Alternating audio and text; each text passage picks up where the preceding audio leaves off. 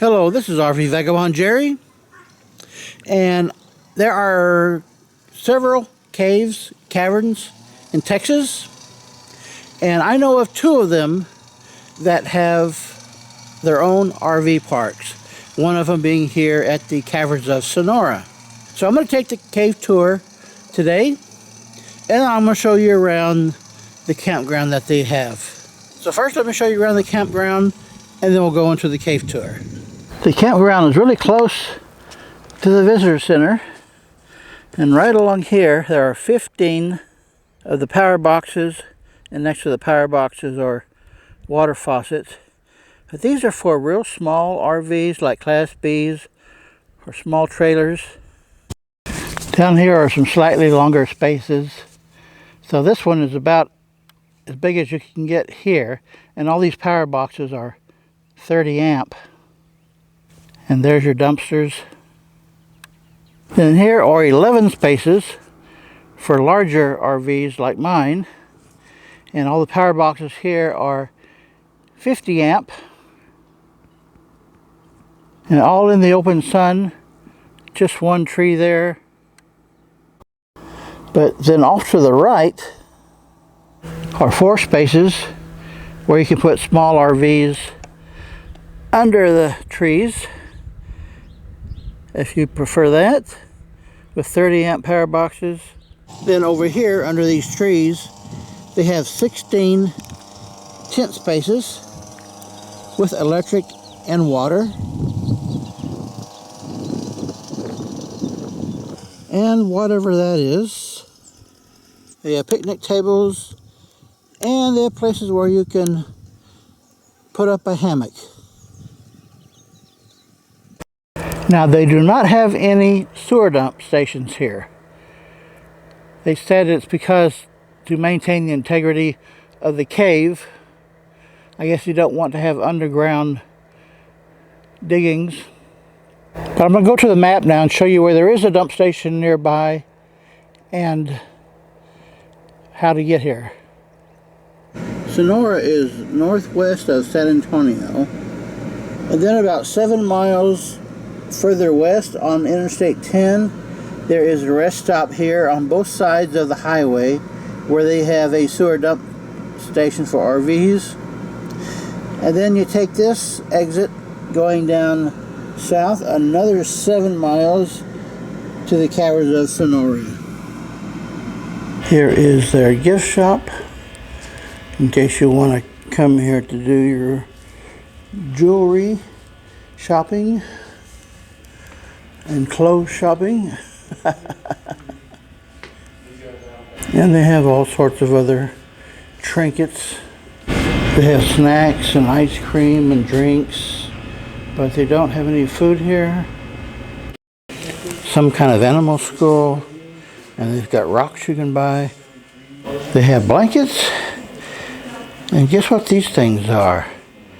You'll never guess. I think these are supposed to be cave formation lights. I wonder if anybody ever buys this stuff. And out back behind the building, they have some animals, some in cages there. And then over here is a bunch of whatever these are, roaming free. A small water tower, and I think they let water down this trough for stone collecting or something like that when they do that for people. Gemstone and fossil panning, that's what it is. So they put these little rocks in of those squares and then run water over it right in here, so I guess then you try and find it.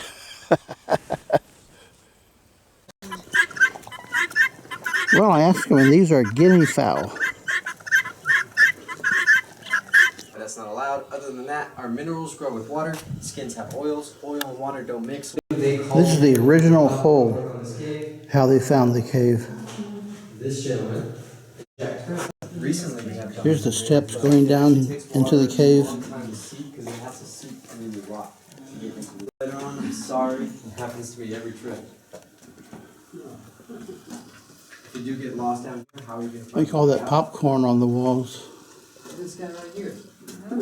Here's where there's a little less popcorn.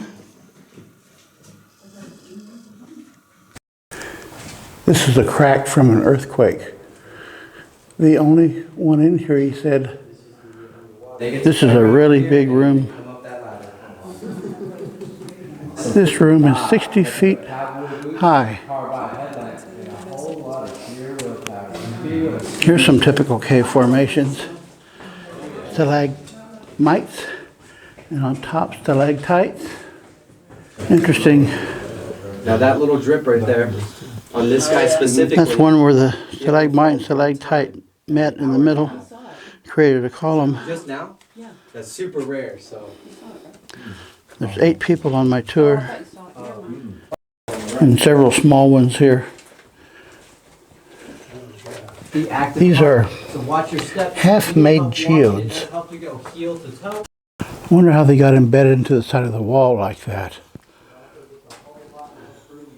Now on the wall here, these are stalactites that grow out in various directions, defying gravity. And this is something that most caverns do not have. Stalactites.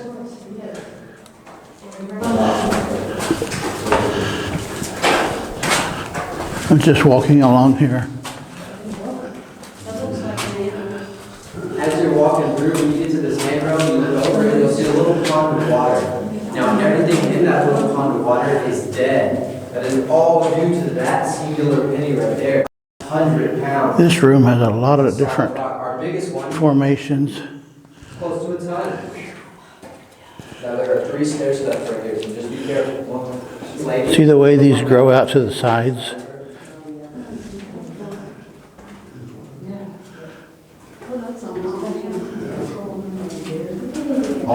Makes it look very rough.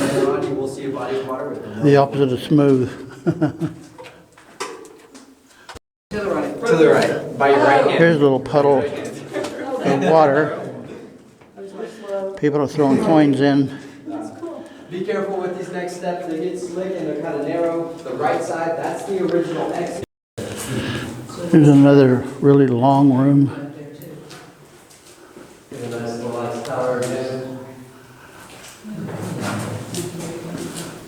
It's really tall as well, with some formations up on the ceiling there.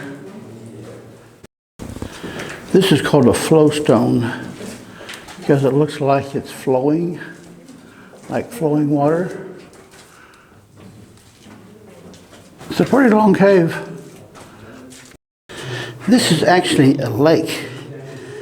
It's hard to tell because the water is just so pure. And it's 5 feet deep. The water is 5 feet deep right there. Amazing. When I'm looking at it, I can't tell that there's any water at all. But I can see a little bit of water rippling there. See there? Here's another pool of water.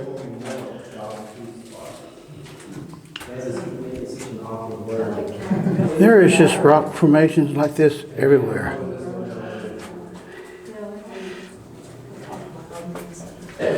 Here's some more water.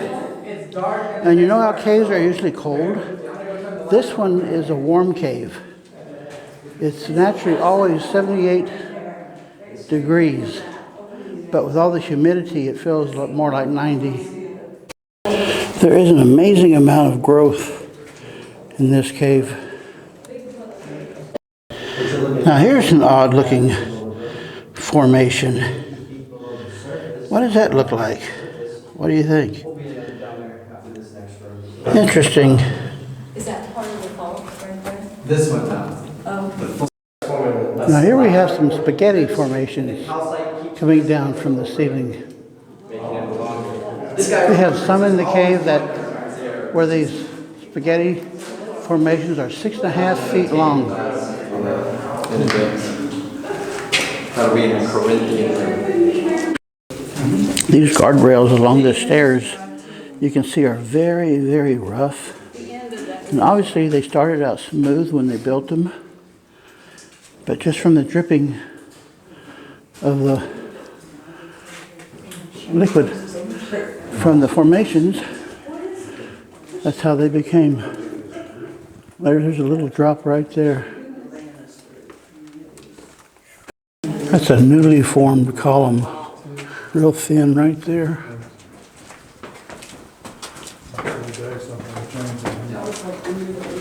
The limestone, you can't just go through limestone.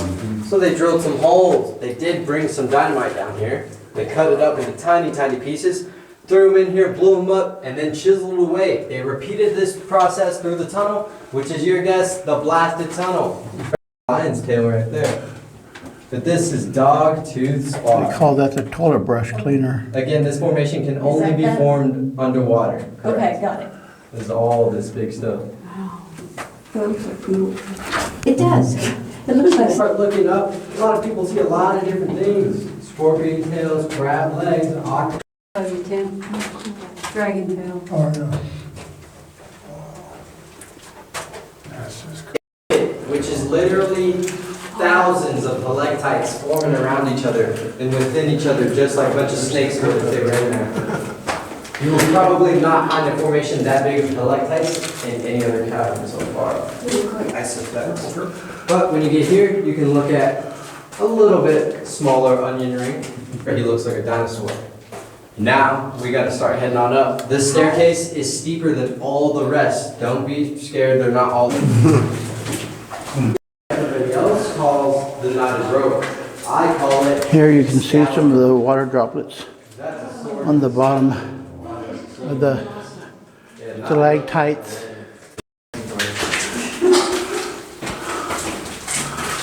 All sorts of formations here. She got married in this exact spot. Yes, you gotta walk it down here with only 12 people, and yes, you gotta have your dress and your tux on while you do that. But they record it. This is the Corinthian as one. the most important people as you can, and they replay it in the Hilton room. And then they see it. I'll pass. Here's a stalagmite to that guy. He's a stalactite to that guy. He's also a stalactite coming out sideways. And he's almost making a wing at the formation right now. Yeah. yeah. And he's literally everything. Yeah. Totally cool. It's got an interesting topping, like an ice cream cone. Our boy, Kevin Bacon. This is called the bacon formation. Indian headdress. It does look like bacon. Kevin Bacon's, that's a fly name, if you ask me. Right. But we're gonna go right, it's gonna look back, we're gonna come back left when we come back. Ooh, what is that? This looks like mud. Looks very muddy. This is French Fry Alley. I swear, there is just no place where there isn't If you look from my left. formations. But yeah, take your time looking through here. This room is back in there. You'll see it from my left shoulder. Better. What's the name of this room? Crystal Palace. Okay. And that's the one that's very Wow. Right. Now this looks thing like I it's forgot to just point out is these almost scorpion touching there. tails right here. right there is where it's just almost touching the top and bottom. I think these four have something planned. It was a lot more human feel.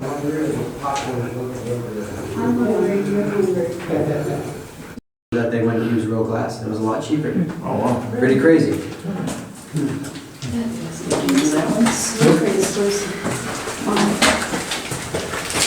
Six, one guy, 20 people, 19 people. If you want to pass this around, you can. 19 people walk down that way. One guy says, hey, I want to stay and take a picture. Sure, no problem, go ahead. He also decided he wanted that wing more than the butterfly did, so he steps over this rail and takes it right off. Optical illusion. If you stand right about here, and you look, boom, to the left, tad bit to your left. The reason the phone see it. So, just for that, Oh, the yeah. walk goal. Yeah, a tad. Better after you take the picture. Let's see, it did look good. Now this room right here is called the belly of the whale. I can see why. It does kind of look like you're in a whale in this long passageway, trying to find your way out to the mouth. So this is the exit. One thing I like about this cave is that it's all a one-way tour. So you don't have to retrace any steps. But there is a lot of walking up and down. And this is the walk back to the visitor center. Well, I would say this cave really is one of the top 10 best caves I've been in. The formations, rock formations, are just everywhere on all the walls and ceilings and everything. So if you like caves, I definitely recommend it. Good day, folks.